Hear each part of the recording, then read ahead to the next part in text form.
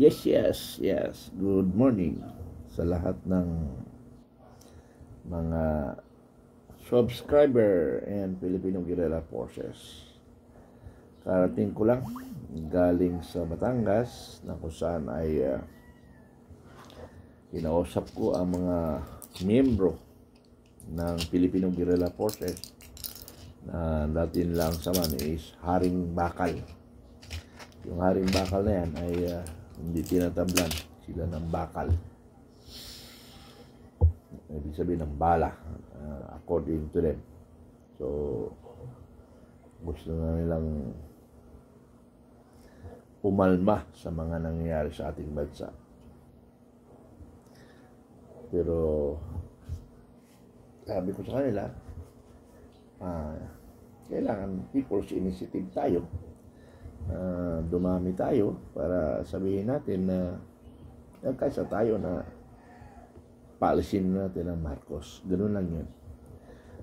Dahil nga walang nagagawa yung ating Pangulo eh. Puro politika ang nasa utak nila eh. Ito yung nakakalungkot eh. Yung gulo ng politika, pati taong bayan damay. So yun ang problema natin. Umpisa pa lang politika ang inatupag. Hindi pinagtalunan kung yung budget para sa ekonomiya, sinong priority, ganun eh. Politika, wala eh. Kaya magulong bansa natin. Pakinggan nyo ito. At magugulat kayo. Gusto ipatupad ng Pangulong Marcos Jr. para sa pagbaha sa Metro Manila and sa buong bansa dahil halos lahat ng area namin binabaha. Ito, Pangulong Marcos, sinabing pagtatanim ng puno ang solusyon sa pagbaha. Ibinahagi ni Pangulong Ferdinand Bongbong Marcos Jr. ang kanyang nakikitang long-term solution laban sa kaliwat kanang pagbaha sa Pilipinas. Ayon sa kanya, ang isa sa mga solusyon ay ang pagtatanim ng puno. Pinipigilan ang blue light, may proteksyon laban sa UV rays at hindi mo na kailangang magpalit ng Kasama rin dito ang pagtatayo ng mga flood control system at mas matataas na flood walls. Yan. So, okay.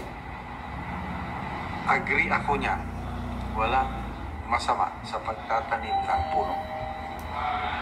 Ako, ang pamilya ko, kaming mag-asawa, we consider ourselves tree farmers. Nagtatanim kami ng puno. Mga prutas. Yung falcata. Sa Mindanao, falcata yung binibenta ito. Ginagawang plywood at iba pa. Ang problema sa pagtatanim ng puno, walang nangyayari, lalo na kung gobyerno ang magpatanim. Maalala ko, panahon ng Pinoy Aquino administration, mayroong National Greening Program. Billions pundo nun para i-mitigate ang effects ng climate change. Nasaan ang naitanim ng mga puno?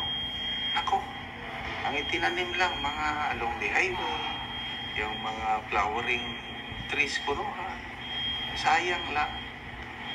Kaya mas mabuti pa mga private individuals o corporate mga companies, may nakikita ko very successful ang kanilang reforestation program. May alam ako sa Manolo Portits, isang negosyante, nakapag-reforest siya talaga. Although hindi masyado malaki, mga siguro mga nasa 100 hectares lang. Natural forest, mayroong pine trees, very successful. Yun ang sana magawa yun ng Kailan ko, ganito hanggang salita lang. Nagtatanim ng puno, tapos DNR pa rin ang mamamahala.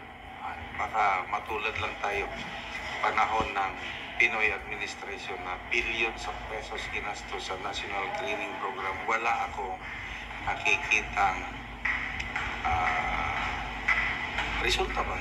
Nasaan yung mga punong naitanim na nabuhay? Hanggang tree planting lang.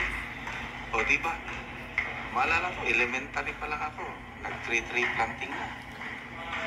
Sa magtanim. Tabi ng kalsada. Mamaya, pag-expand ng kalsada. Yan, ang dami. Yun na nga eh. Pagbaha sa Metro Manila, magtatanim ka ng puno sa EDSA. Wala rin. Kaya, sana, gawing ito mabuti yung pagtatanim ng puno. Yung isipin ba natin na nakataya yung kinabukasan ng salinlain, next generation, yung kinabukasan ng ating mga anak. Kami ngayon, nagpapatanim kami ng pine trees. Nagpapatanim ng prutas. Ngayon, kape. Nakakatulong din yan. Kape, sarap. Nakakaano yan. Yung sinabi niya, flood control projects. Gawin nyo ng tama. Pinagmalaki ninyo ang 5,500 control projects. After that is na-fact-check kayo. Anong sagot? Nabangga daw ng barko. Ano yan? Ang daming rason. Na-overwhelm. Nagbabaha. Tapos sinisisi ninyo ang Dolomite Beach. Wala namang science-based study na yun talagang puros isisi nyo lahat sa Duterte. Gawin nyo ng tama ang flood control projects. At naniniwala ko, may magagawa tayo laban sa pagbaha. Basta lang, korupsyon. Number 1 na dahilan kung bakit tayo binabaha. Korupsyon. O yung expose ni Senator Ping Lacson, 2025 budget, ang daming insertion, billions of funds, flood control projects. So, kailangan natin dito political will. Katulad nung panahon ni Tatay Digong, mayroon akong kaibigan sa Benguet.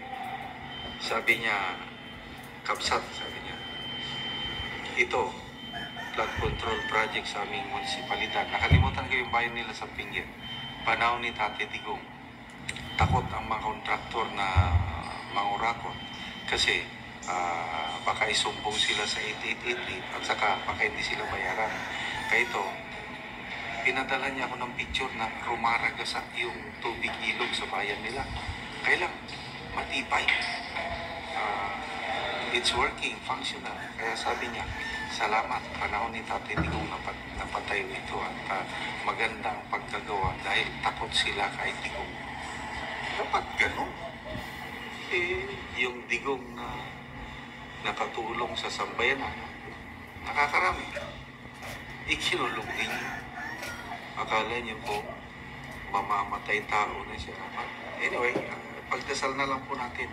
Everyday, dinadasal ko ang ating Tatay Digong na malampasan niya yung pagsubok sa kanyang buhay at makabalik siya sa Pilipinas on or before 2028 bago magpresidente si VP Inday Sara. Okay, salamat mga kaibigan sa inyong pagsuporta sa ating channel. Nakakatulong kayo ng malaki sa tribong talanding ng Okay. Mayroon ako nakita kanina. Magandang araw mga kaibigan. Bigyan natin ngayon ng opinion, reaction ito post ng Rob. Sinabing Mayroon ako Junior, flood control. walang nangyayari. Okay. Magandang araw mga kaibigan. Bigyan natin ngayon na Ito na nga ang problema. Baha talaga. So, kayo, anong masabi nyo? Baha talaga. Yung 500 billion plus ay hindi may paliwanag kung paano nangyari. Ngayon, sunod-sunod ang bagyo. Kasi ang gobyernong ito nakatutok sa politika. Wala silang ibang pinag-usapan kung hindi politika, impeachment. Yung economic development, wala silang pinag-uusapan. Kaya ako talagang nanggigigil ako. Ang problema lang talaga ang Pilipino, hindi nagigising. Huwag natin sisihin lang ang Armed Forces of the Philippines at saka Philippine National Police. Tayong lahat na Pilipino, nagpapakaramdaman. Ang EAP nagpapakaramdam sa atin.